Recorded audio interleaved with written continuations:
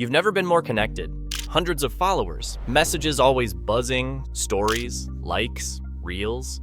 But deep down, you're lonely. The kind of lonely that hits in a full room. The kind of empty that no comment section can fill. This is Gen Z's paradox. Always online, yet emotionally offline. And it's not just a feeling, it's a crisis. Rising anxiety, depression, isolation. The generation raised on connection is now breaking under the weight of it. Gen Z is the most digitally connected generation in human history.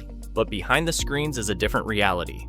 One filled with isolation, comparison, and quiet suffering. According to the CDC, more than 1 in 3 Gen Z adults struggle with their mental health, and over 70% report feeling lonely on a regular basis. Think about that, surrounded by content, flooded with notifications, yet mentally drowning. This isn't just an individual issue, it's a generational emergency. If we don't understand how social media and loneliness are shaping Gen Z's mental health, we'll lose more than just attention spans. We'll lose lives.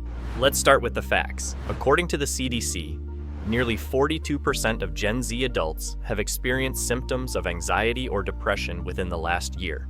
That's higher than any other generation alive today. Meanwhile, Gen Z spends an average of 4 to 6 hours per day on social media. TikTok, Instagram, Snapchat, they aren't just entertainment. They're digital environments that shape how young people view themselves and the world. The result? A constant stream of comparison, filtered reality, and highlight reels. You don't just scroll anymore. You compare, you question, you shrink, and it's exhausting. Gen Z grew up being told to express themselves, be real, and stay connected. But the tools they were given, algorithms, filters, curated profiles, are designed to reward perfection, not vulnerability. Studies from the American Psychological Association show that excessive social media use is directly linked to poor self-image, disrupted sleep, and increased feelings of isolation, especially among teenage girls. Even when surrounded by comments and notifications, many young people report feeling invisible. You post, you wait, you refresh, you measure your worth in likes, you equate silence with failure. It's not just unhealthy, it's unsustainable, and yet we stay. Because for many, logging off feels like social suicide. If I'm not online, do I even exist? That's the dark trade-off of digital life. Constant exposure in exchange for constant validation. Here's the cruel twist. The generation most connected online is also the loneliest. A 2024 Harvard study revealed that 7 out of 10 Gen Z participants reported feeling deeply alone at least once a week. And yet, they're constantly interacting, just not meaningfully. Online friendships can offer support, yes, but they often lack the depth and intimacy of in-person connection. No body language, no tone of voice, no genuine presence. What we're seeing is a generation starved for real connection, trying to substitute it with Wi-Fi signals and scrolls. And it's not working. The rise in loneliness isn't a coincidence. It's a consequence. Gen Z inherited a digital world that promised connection, but instead delivered echo chambers, pressure, and performative relationships. And every time they open their phone, that emotional weight gets heavier. This isn't about blaming social media. It's about understanding the system Gen Z was handed and the emotional cost of growing up inside it. In 2023, the world was shaken by the death of 15-year-old Molly Russell, a British teen who took her own life after months of quietly spiraling through social media content related to self-harm and depression. Her family later accessed her Instagram and Pinterest accounts. What they found was horrifying. A personalized feed filled with graphic images, quotes about worthlessness, and endless suggestions of despair. Molly never told anyone how bad it had gotten. She didn't call a hotline. She didn't reach out to friends. She scrolled. And the more she scrolled, the deeper the algorithm pulled her into darkness. Her death sparked a national conversation in the UK and eventually led to policy reforms holding social platforms accountable for algorithmic harm. But here's the truth. Molly's story isn't unique.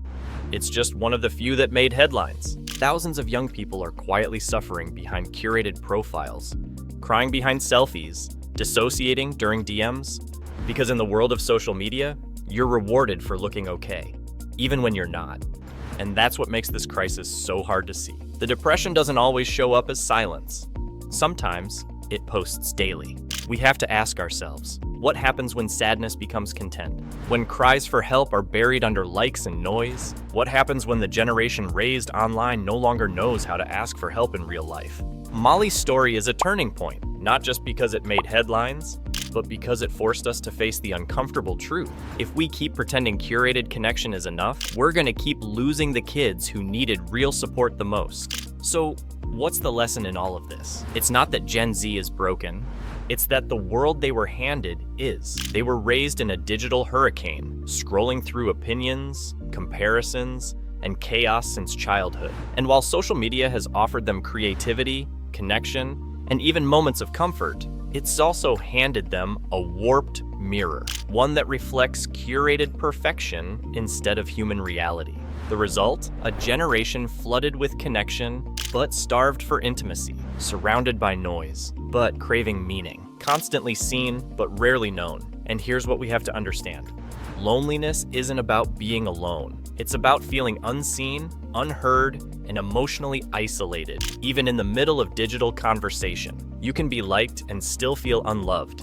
You can go viral and still feel invisible. That's the paradox Gen Z is living through. So what do we do with this? First, we stop calling it a phase. Gen Z's mental health crisis is not just a generational mood swing, it's a public health emergency. Second, we start creating spaces, both online and offline, where honesty isn't punished by the algorithm, where vulnerability doesn't get drowned out by trending sounds. And third, we remind Gen Z and ourselves that healing doesn't happen through filters, it happens through presence, through one real conversation.